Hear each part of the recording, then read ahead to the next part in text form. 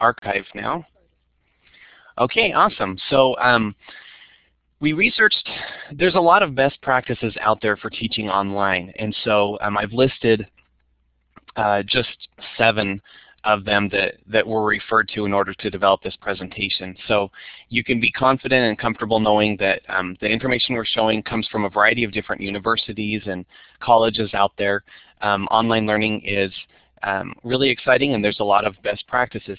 So one of the things I'd like to invite you all to do is, as we go through these 10 tips or 10 best practices, if you have a suggestion that you'd like to share, go ahead and type it in the text box and share it with the rest of us. I realize that we're all learning, and there's a lot of tips to share. So feel free to type that in the text box.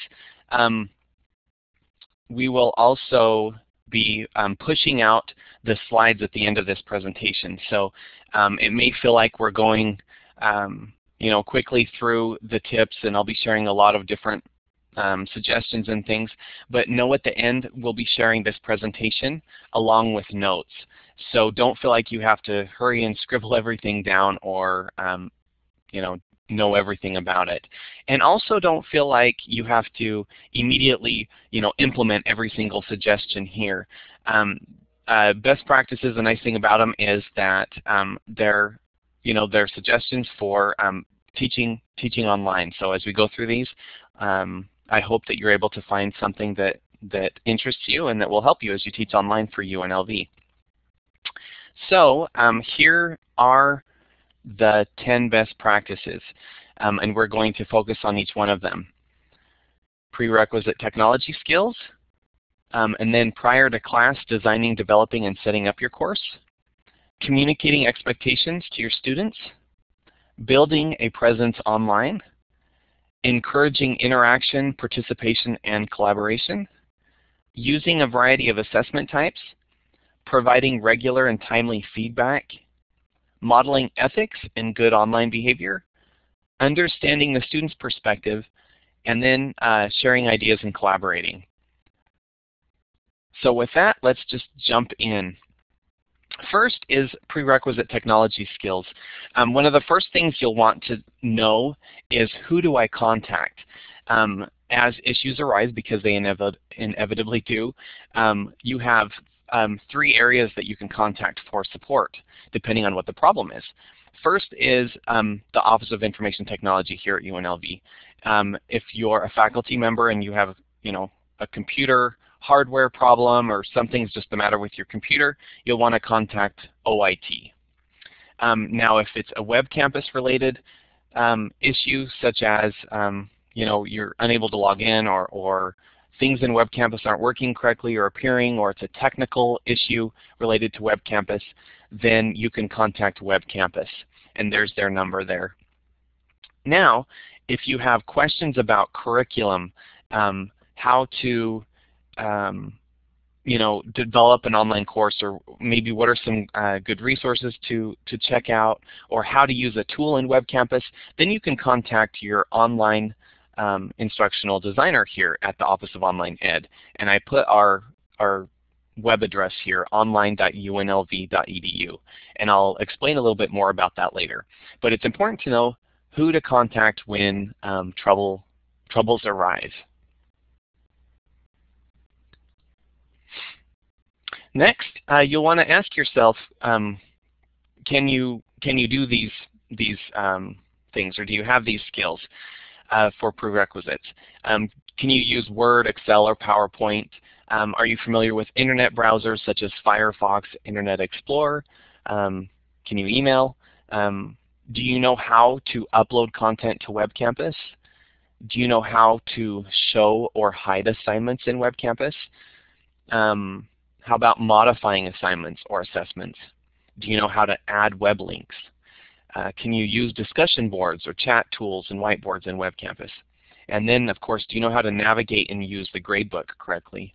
All of these are important skills that you'll want to have prior to jumping in and start teaching. The nice thing is, here at UNLV, we've got a great collection of tutorials and tips for you. Here, it's called the Nevada Learning Network. and the web address is there, nln.nevada.edu. And then you click support, and there's specific support for instructors as well as students. But you can see on the left here, I have a little snapshot of it, and there's tutorials on how to do announcements, how to do assessments, how to do assignments, and all through the different tools. So please check that out if you're wondering, how to use a specific tool. And then, of course, you can contact your online instructional designer for assistance with that as well. Okay, number 2, prior to class, designing, developing, and setting up your course. Now, we could really do a whole webinar on designing and developing an online course, and we probably will. But due to time, Alice is going to push out this course development checklist, and it'll come up with a little pop-up box. It'll say, do you wish to save it? And please check yes, and just save it to your desktop. And you don't need to check it out now, but you can later. But what we're sharing with you is these are just a few of the most important things that need to be in an online course, such as a syllabus, a welcome message, some learning guides, a course banner, that the course has a consistent look and feel, that you're using web-friendly formats, and then there's different communication strategies, that you have learning objectives. There's a lot of different things on there. So for now, we're going to be focusing on the teaching rather than developing, but please go ahead and check that out, and if you have any questions about it, you can contact your instructional designer, which I'll show you how to do that pretty soon. So that's the first part, designing and developing the course. Next, we will continue with other considerations that you may have as you're developing your course. Here are just a few tips. When using technologies, provide content in multiple formats. For example, if you have a video in the course, you may consider having a script document. Another tip is to consider download time for files. You may have a video that you want to put in there or a PowerPoint, but if it's really large, then students may have problems downloading it. So you'll want to check with your instructional designer and see if there's a way to get the format of the files down to a manageable size. Consider different modes of learning for multiple ways that students need so that they can practice the material and master the skills. Also use a variety of large group, small group, and individual work experiences. Students sometimes feel isolated when they're online, and so if you can get them to collaborate with other students, possibly group projects, working together with someone else, it can help them feel less isolated. And with most online courses, you'll want to provide structure, but also allowed for flexibility. The key here is to work with your instructional designer to ensure that the best practices are applied during the course development. If your course is set up using these best practices, then once you start teaching, it'll be so much easier for you as an instructor as well as for your students. Next, we have setting up. And this poor instructor is a little bit concerned. As you can see, he's worried about the students coming into his course. But if he had set up his course before students hopped in there, then he wouldn't need to be so concerned. So I'm just going to run through a few tips for setting up your course. And if you do these, then it's really going to take away a lot of the anxiety, and you shouldn't have any problems starting out. So the first thing I'd suggest is updating your syllabus with due dates for the assignments and assessments and discussions. And then also be sure and hide modules or content that you want hidden. For example, you may want students to have access to the first week's module or content in the course, but you may not want them to have access to modules 2, 3, 4, and 5. So, sorry about that. Got my phone ringing. So, all right, third time's a charm. So once you have that set up, then your students can, come into the class and they're set up for success. Another thing you'll want to check before students get in the course is the links. You may have links to videos or other websites. Just check those links because as we know, for example, YouTube is used a lot. If you're linking to a YouTube video, it may disappear from one semester to the next. So you'll want to check your videos. And another suggestion is to prepare a weekly calendar to help you make the best use of your time online. You may consider doing virtual office hours, or when you're going to do grading, or participate in the discussion boards, provide feedback and responses, and all those different things. So setting up your course will help students significantly as they continue throughout their course. So there's a lot in that little area of number 2, prior to class setting up. But once you get that set up, then you're setting everybody up for success. Number 3 is communicating expectations. Welcome, this is going to be great. And how do you go about doing that?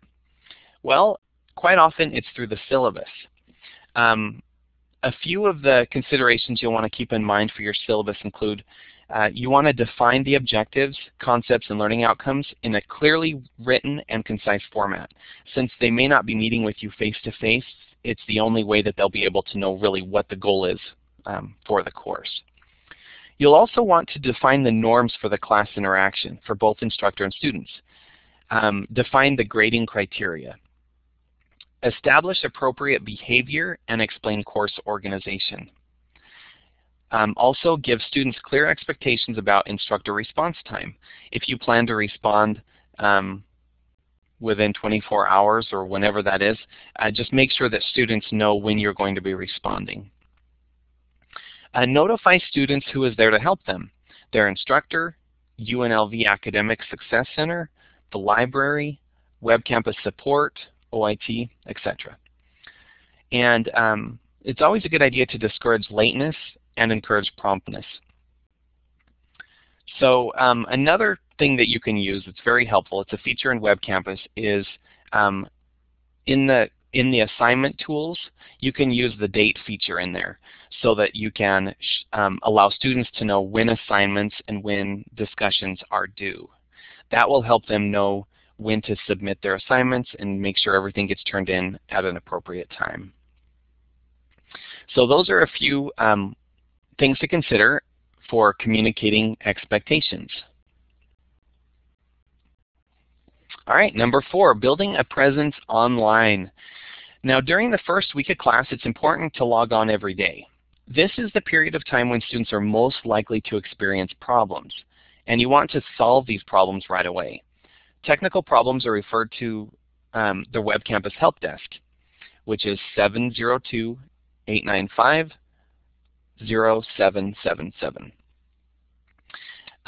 Now the level of student online activity is strongly predictive of eventual course grade and the probability of dropping the course.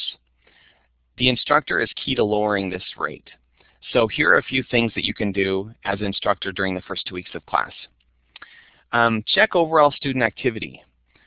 Using the Teach tab in Web Campus, you can select Tracking and run a student tracking report to see who's logged in, what they're doing. Contact low participating students and let them know that you're concerned and of course offer assistance if they're not logging in. Let them know that the Academic Success Center is ready and willing to help as well. As the course continues, carry out some sort of action most days of the week. Students pay attention to your online presence. When they see you participating in the discussion boards and providing feedback and answering questions, then they feel less isolated and they know that somebody is really there to help them. Establish a routine. Consider the areas that are in need of attention every time you log in, and then those that are not so important, and then the ones that you only need to check occasionally. Also, build a relationship of trust and reliable expectations. Be present in the course. If you use the tools such as announcements, discussion board, and feedback on the assignments, that communicates to the students that the instructor is there, helping them throughout the course. So all of these different tips can help help you build this online presence. Let's go ahead and continue to the next one. All right, number 5, encouraging interaction, participation, and collaboration. Discussions should occur during a specified time. Quite often, if you have multiple discussions in your course, you may want to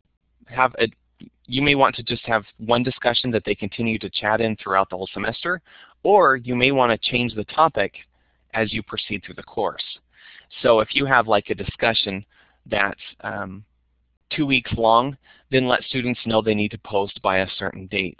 And this helps all of the students be collaborating on the same topic. What happens sometimes is if multiple discussions are open and available, students post to that discussion and they move on to the next one, and they never really go back and actually discuss the content. So keeping them moving from one topic to the next can help out with that. Also, enforce guidelines for respect and responsibility in discussion boards, blogs, or chat rooms. Require participation. If you have discussions and they're not graded and they're not required of students, quite often students will ignore them and just go right to the assignments and not post much.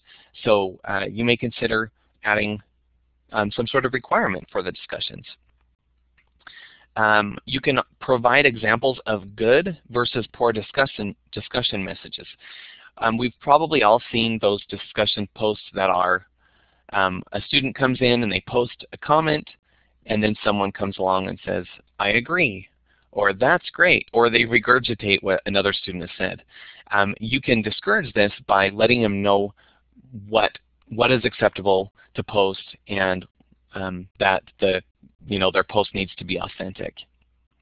Another thing that sometimes in discussion boards, the topic may go off into like random things that you don't necessarily want them to be chatting about.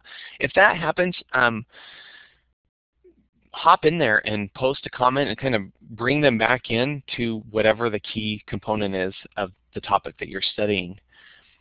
Clarify misunderstandings in the discussion. If somebody's posting things that aren't exactly right, gently assist them with that. And in addition to discussions and blogs, consider using survey tools like PollDaddy, SurveyMonkey, or these other web tools that are available. And you can put a survey in your course to ask, what do you think about this topic? And have students vote using the survey tool, and they'll be able to interact that way and be able to see what other students are thinking. So there's a lot of different ways to encourage interaction and collaboration online. Number 6, using a variety of assessment types. Design activities that encourage active learning in which students are expected to participate, and recognize that students have different learning styles. One of the best things you can do is use a variety of the different types of learning activities. In your course, you may have discussions, blogs, journals, projects, presentations, assignments or assessments. And using a variety of these learning activities is going to help students master the content. Always provide feedback. What was good? What needs improvement? Be prepared for students to request extensions of the test deadlines, and have a clearly stated policy on that. Whatever policy you come up with, just be prepared, because students are always going to ask for extensions. Occasionally consider using auto-graded assessments. An auto-graded assessment is graded automatically through Blackboard, and this can allow students to quickly know the answer, whether it's correct or incorrect, or what they need to study. So auto-graded assignments can be helpful as well. And then also consider using grading forms. Web Campus has this grading forms feature, which makes the job of grading assignments easier. You set up a rubric that has different criteria, and for each of the criteria you can have like unacceptable, acceptable, great, superb, or whatever they may be. You can have them set up and then attached to specific points. Once you create that grading form, you can attach that to the different assignments that you create or discussions that you create. And it makes it much easier for your grading.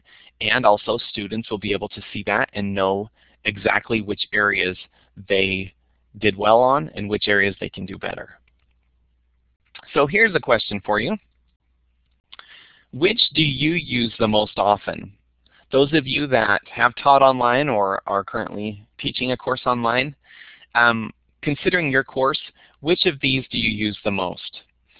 A, B, C, or D? And if you look in the participant window where it lists all of us, you'll see the little smiley face, and then over to, you'll see a letter A with a box on it. And you can select your answer, A, B, C, or D. Which do you use the most often?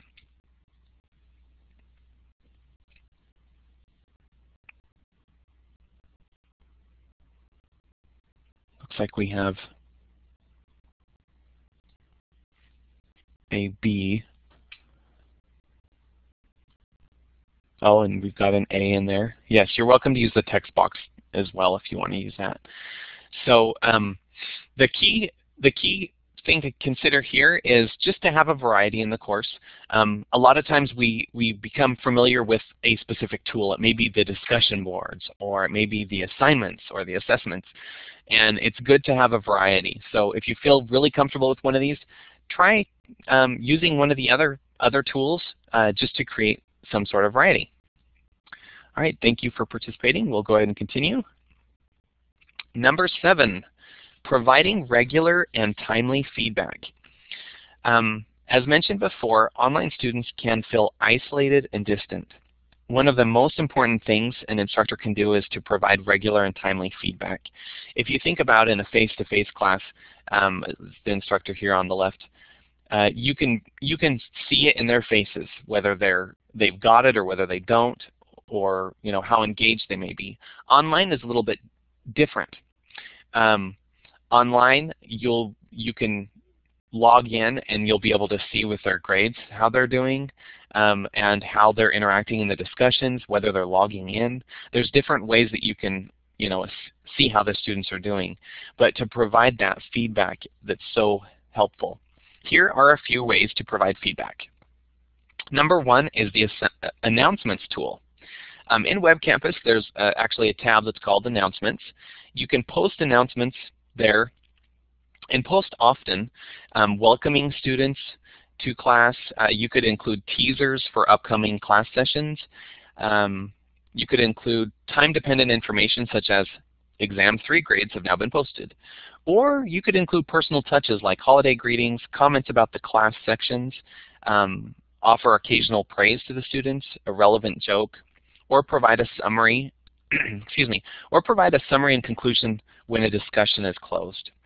One of the neat things about the Web Campus tool is when you create these announcements, there's a little box and it says check box for pop-up window.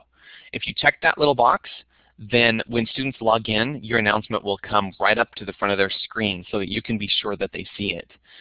You may want to include a link to a website or whatever you like in there. It's kind of a handy tool. Another suggestion is to develop an FAQ to respond to recurring questions. If you find that students keep asking the same question again and again and again, one, of course, you can respond to that question, post an announcement answering it, but you could also create just a document that has some of those main questions that are always asked and post that for students. You could follow up with students who are not actively participating via email reminders. Now, regards to email, it's recommended to use the UNLV email, and when sending emails to students, try and use Blackboard and blind carbon copy as you send emails out. That way, all of the emails are safe and secure inside the Blackboard learning management system. Also, search the gradebook for students that may be struggling in the course. When you're looking in the Grade Center, you may see that some students either aren't completing assignments or their grade is significantly lower than others, and these are students that might benefit from contacting them, and they might benefit from additional assistance. Another suggestion, incorporate warmth in your writing. Um, as I mentioned before, when you see someone face-to-face, you can see it in their face. You can make that connection. Well, online, just reading text, sometimes you can misinterpret what the person's feeling. So you may incorporate, however you can incorporate this warmth into your writing, using jokes or gently chatting with the students. You may choose to use emoticons. All of these will help them feel like, oh, you're a real person. You're not just a computer or someone far away. And then the last suggestion is to offer virtual office hours. Now, face-to-face students may come to your office on campus. Online students may want to contact you during a time where they know that they can get a hold of you.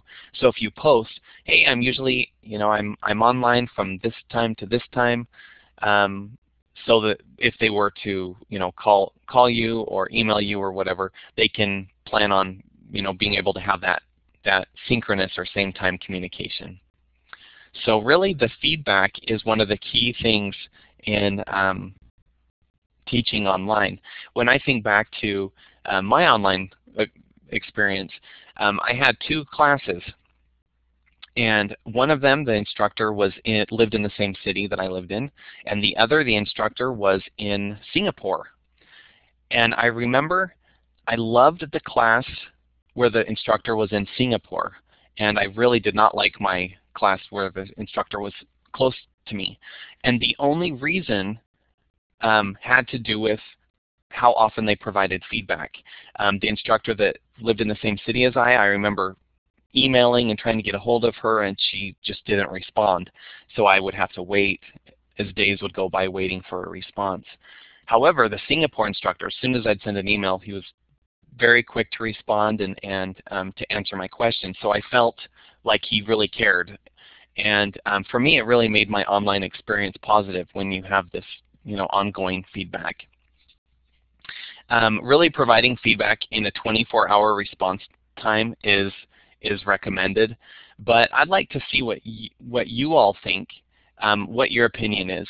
When is a reasonable time frame for responses? If a student has a question and they email you, when is a reasonable time? What do you think?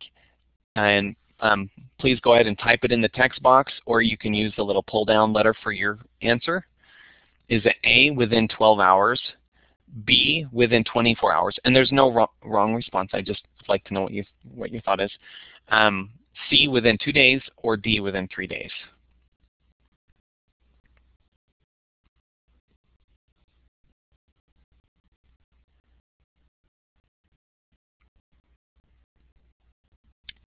Okay, great. Tracy? Tracy's got it. B, though I usually do in less than 1 day. That's awesome too. Really, and the thing that we all know is that there's a lot going on. I think it's very rare that an instructor is just teaching just one online class and has nothing else to do with just that one online class. There's a lot going on, so I realize it may be difficult, but as soon as we can respond, then the better. So that's awesome. Thank you. Let's go ahead and continue to number 8, modeling ethics and good online behavior. Here are a few tips. You could include a statement on academic dishonesty in your syllabus, and hopefully there's one in there. Identify risks of academic dishonesty for students. Use course content that complies with intellectual property rights and fair use standards. As you're developing your course, if you have questions about copyright, you can contact your instructional designer to ask about copyright. Faculty are responsible here at UNLV for all the content that they choose to put in their courses. So it's just good to really model ethics and good online behavior. And then lastly, create an environment online that promotes legal, ethical, safe, and healthy behavior online. So any way that you can encourage them through the discussion boards or announcements or any other way is really going to help students know what's acceptable and what's good to do online. Number 9, understanding the student perspective. Now, just like our on-campus students, our online students are extremely diverse. They come from all 50 states and many different countries and places of learning. they're often trying to balance their course along with family, work, clubs, sports, and other outside activities. So demonstrating an empathy for students can go a long way. Here are just a few tips to consider. Understand the perspective of online students through being responsive and having a supportive attitude. Try and anticipate challenges and problems in the online classroom that students may have. Then proactively come up with alternatives for them if something isn't working. Recognize that student success, such as their grade or level of participation or mastery of the content or completion percentage of a course, is an important measure of course success. The online student always appreciates clarity, flexibility, and response. And then the last suggestion is to take an online course. I don't know if everybody here has taken an online course before, but when you take it and you're the student in the course, it really opens up your eyes to understanding, what it's like. All of us have years and years of face-to-face student perspective. All of us have gone to face-to-face, schools growing up. But if you haven't taken an online course, one that I'd suggest is one that we offer here in the Office of Online Ed, and it is on best practices for teaching online. It's a free course available for faculty at UNLV, and I'll show you where you can go to sign up for that if you're interested. But it's an online course. We're actually starting a section in just a couple weeks. So if you want to sign up, you can take this course and learn more about actually developing the content in the course and other best practices for content development and teaching, and also have an authentic experience of being an online student. But really just understanding the students are coming from many different places. Okay, and the last one here, number 10, sharing ideas and collaborating. There's some amazing things going on here at UNLV and across campus and really across the world. And the more ideas that we can share and collaborate, then the better it's going to be for all of us. So know that you have instructional designers here, that we are all very excited to assist you with your courses, your online and hybrid courses. I have all of us up there. There's 7 of us currently. And so you can contact us. Each course at UNLV that's online or hybrid is assigned to a specific instructional designer. So I'll show you the website in a moment, and you can go there and find out who your instructional designer is if you don't already know, and then collaborate with them. And really we can help make the course go smoothly for you all along the way.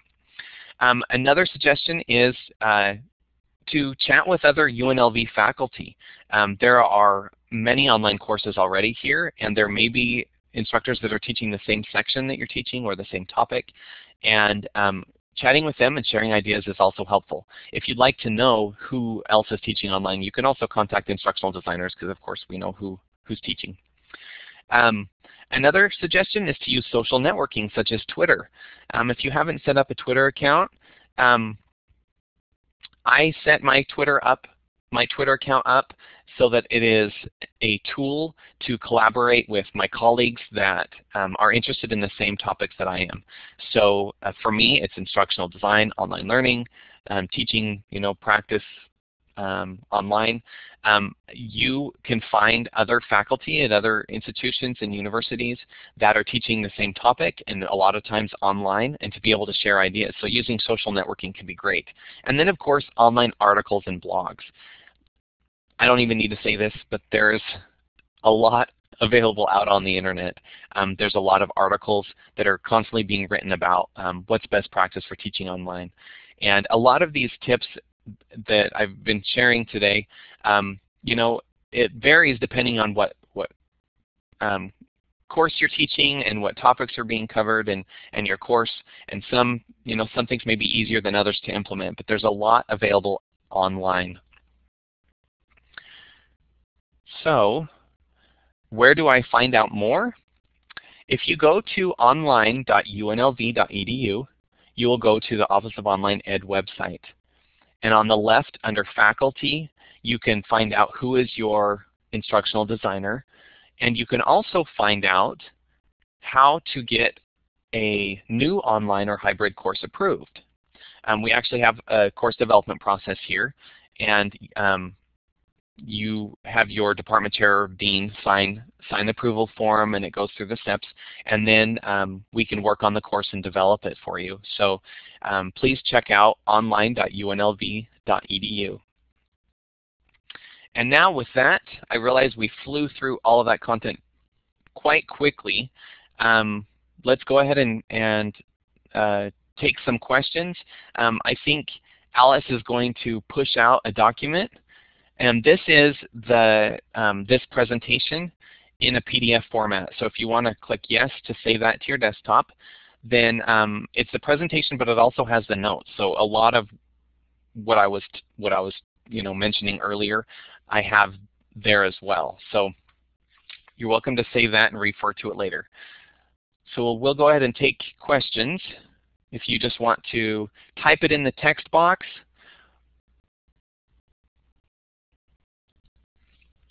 and we'll go ahead and answer that for you.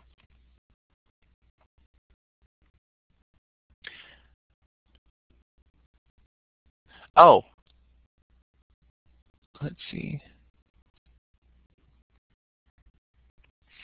I'm teaching an online course this fall. I have a role play activity, and I'm not sure how to organize this activity. Any ideas? All right, that's great.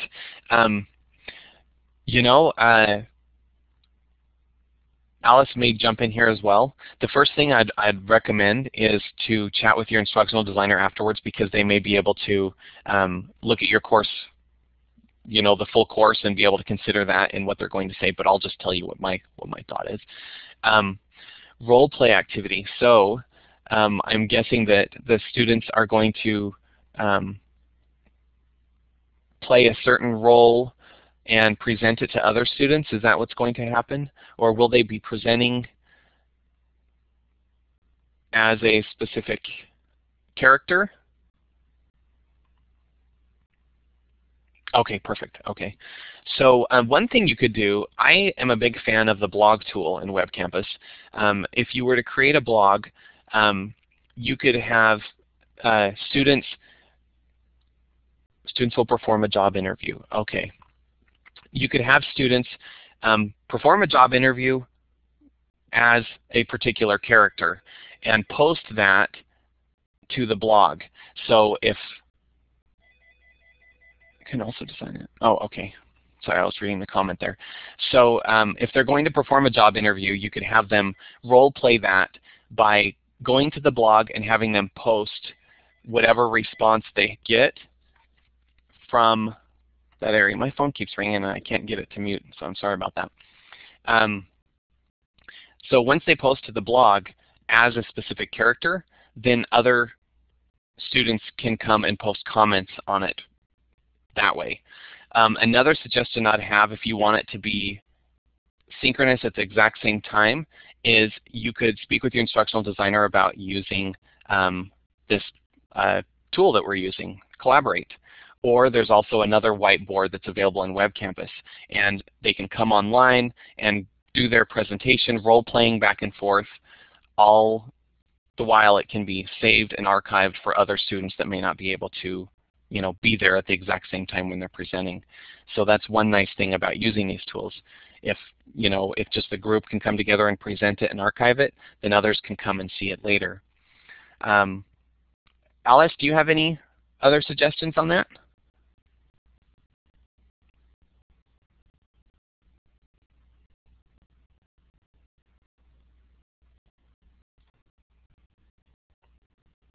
Looks like nope. So I hope that gave you some assistance, and really, without looking at the full course and understanding how that works, that is a great suggestion. She does have the interactive activity. We have amazing graphic artists and programmers here that can actually develop like a simulation where they walk through and they role play a specific person. They're a character, and they can answer questions and things. So that's another option that can be used. All right, so I hope that helped. Are there any other questions?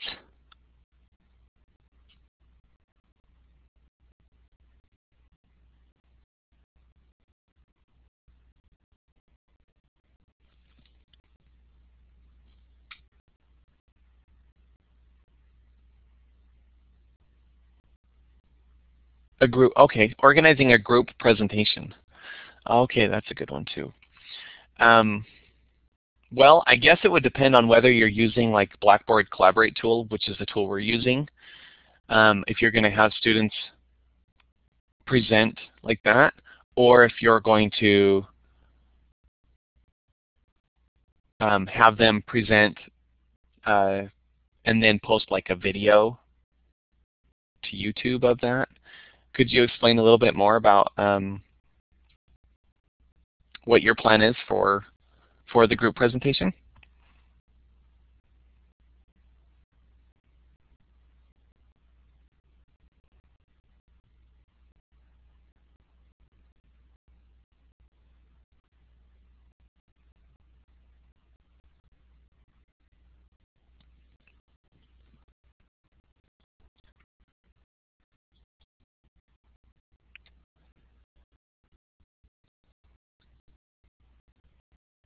Looks like